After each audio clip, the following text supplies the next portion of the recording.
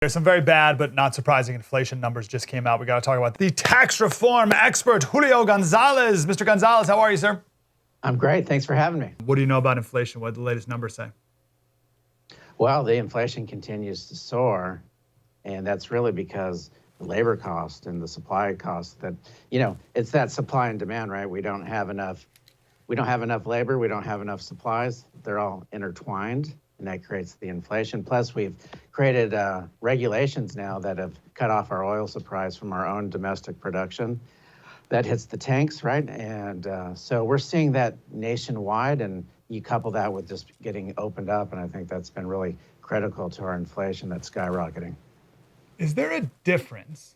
We're going back to economics 101 class here. Is there a difference between inflation that's caused by the factors you just talked about versus inflation that's caused by spending money we don't have and printing money? Or is it the same in the end, it doesn't matter? Well, I think they go hand in hand, right? I mean, certainly there's both components are creating the inflation, right? I think right now the supply is the massive reason, but no doubt printing money is going to be hyperinflation as well. And the combination of the two are going to be snowballing, no doubt about that, and continuing to escalate, especially if we pass a $7 trillion infrastructure bill where we print, another $5.8 trillion and get that out. I think that'll create even a further escalation of inflation. That's so insane. What should people do with their money right now as this tidal wave is coming and most people don't even realize it? What's the wise move?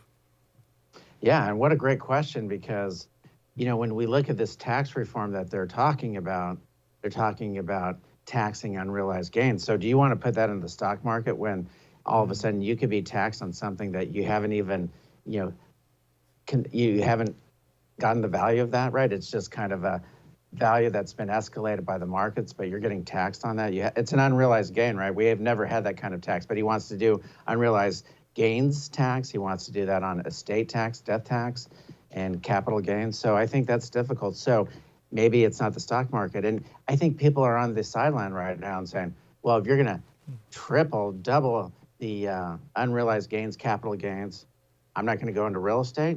I'm not going to buy a business. I'm not going to invest in someone selling a business. So are you better off just keeping it on the sidelines, keeping it in the bank for a better day? Because when we have, inflation, we'll have higher interest rates. So, maybe the safe bet right now is to just park it in the banks. Hold on. What would the unrealized gain tax be? Has he thrown out a number? Well, he wants to put that at 40.8%, so almost 41%. So can you imagine? Wait, hold on. So let's say I put my money in a stock. I put $1,000 in. And over the year, that $1,000 is now worth $5,000. So I have $4,000 of gains, but I haven't cashed out yet. He would tax me at the end of the year on the $4,000 of gains that I don't even really have yet because I haven't realized it. Yeah, that's what they want to do. That's in their bill, right? And it could be. But then what happens? Stock. What happens if the bill? Sorry to interrupt you one more time. Sorry, and then I'll let you go. What if the stock the next year then crashes, and now I have none of that money? So I was taxed real money on something I didn't even have, and now all that money that I supposedly had is gone.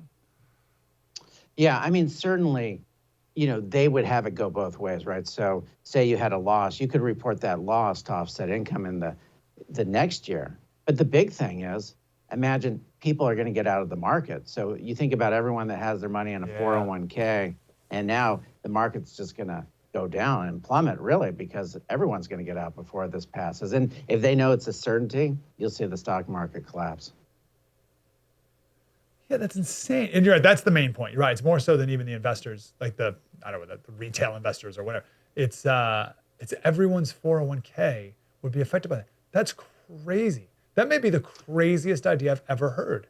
Is that a serious proposal? Like, are they going to do that? Well, I mean, listen, it's in their proposal and it's being backed by the majority of the Democrats. So, and they can do it through reconciliation, which means they don't need any Republicans to vote on this.